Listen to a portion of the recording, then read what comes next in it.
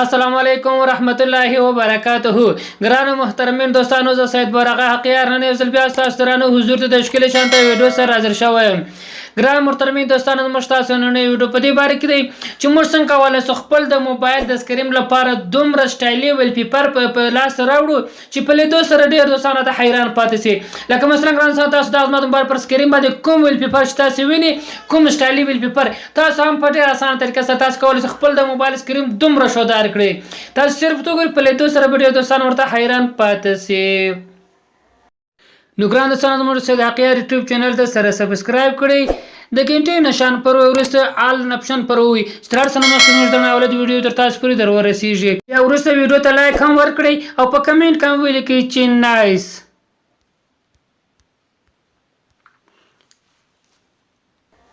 یو ګران محترم دوستانو، دغه اپلیکشن لاسته راوړلو لپاره زه تاسو د ویډیو په ډسکرپشن کې یو لینک در کوم، ځکه چې د اپلیکشن په پلی سټور کې پیدا کېدل ډېر په ځنډ پیدا کېږي، ډېر پسې ګرځو. زه تاسو ته لینک در کوم چې تاسو صرف پر هغه لینک باندې کلیک کوئ، تاسو پر دغه اپلیکشن دا به تاسو ځان ته را ډاونلوډ کړئ. دغه اپلیکشن دی، تاسو دغه اپلیکشن را ډاونلوډ وکړئ، پر دغه اپلیکشن باندې به کلیک کوئ، دا صفحه درته راخلاصېږي.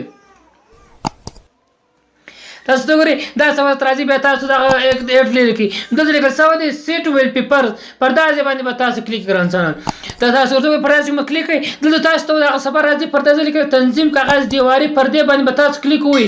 تاسو ته وایي تاسو صرف پر صفحه باندې دروئ دغه ویل پیپر، که پر صفحه او پر کل پر دواړو باندې، مثلا د سکرین چې کل شي پر دواړو باندې تاسو دروئ. هر څه چې تاسو دروئ صرف پر هغه ځای باندې کلیک ووهئ. مثلا ما صرف پر صفحه باندې درولی، با چې پر ومو دروئ برته ځین راووځي. کله چې راوتله نو اوس تاسو موبایل به هم په دغه سټایل سره وي، دغه ډیزاین سره وي چې په داسې لیدو سره به ډېر دوستان درته حیران پاتې شي. صرف سړی ورته وګوري دومره خوند لري، دومره شودار، دومره ډیزایني ویل پیپر دی. نو ګران دوستان، دا موږ تاسو نن نوې ویډیو کوم چې راځو نن ویډیو هم خوښه شوې وي، نو زموږ سید حقیار یوټیوب چینل ته سره سبسکرایب کړئ، د ګنټې نشان پر وروسته ویډیو ته لایک هم ورکړئ چې تر سره مخکې زموږ داسې ناولې پورې خوندوره ویډیو تر تاسو پورې در ورسیږي. والسلام.